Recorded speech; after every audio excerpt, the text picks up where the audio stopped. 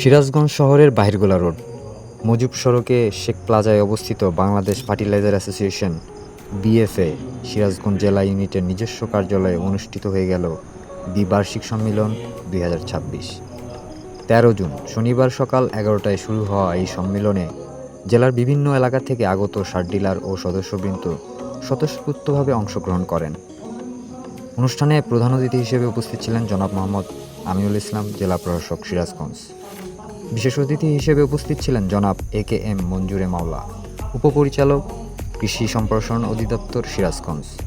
সম্মেলনে সভাপতিত্ব করেন জনাব আলহাজ মোহাম্মদ ওয়াহিদুল ইসলাম, যিনি সংগঠনের সাবেক এবং বর্তমান পরিচালকের অন্যতম। তিনি গুরুত্বপূর্ণ নির্দেশনা প্রদান করেন এই অনুষ্ঠানে। আর পুরো অনুষ্ঠানটি অত্যন্ত দক্ষতার সঙ্গে সঞ্চালনা করেন জনাব মোহাম্মদ আবুল হাশেম আবু, সাধারণ সম্পাদক, বাংলাদেশ ফার্টিলাইজার অ্যাসোসিয়েশন সিরাজগঞ্জ জেলা ইউনিট। সম্মেলনের অন্যতম আকর্ষণ ছিল প্রশ্নোত্তর পর্ব। এ সময় বিভিন্ন ডিলার তাদের ব্যবসায়িক সমস্যা, সার সরবরাহ নীতিমালা এবং অন্যান্য গুরুত্বপূর্ণ বিষয় নিয়ে প্রশ্ন উত্থাপন করেন।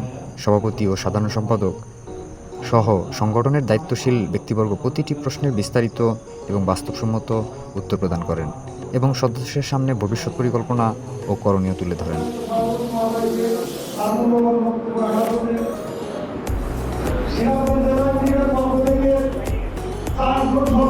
দুপুরে আগত অতিথি এবং সদস্যদের জন্য মধ্যাহ্নজের ভোজ আয়োজন করা হয়। আন্তরিকতা, সৌহার্দ্য, পারস্পরিক সহযোগিতা এবং অনন্য পরিবেশে সৃষ্টি হয় অনুষ্ঠানে এক অন্যতম চিত্র। এই মিলন মেলায় উপস্থিত ছিল সাউথ সরিষাবাড়ি। ক্যামেরাবন্দী হয়েছে অসংখ্য সুন্দর স্মৃতি, প্রাণবন্ত আলোচনা এবং ডিলার সদস্যের একতা ও বন্ধুত্বের সুন্দর চিত্র।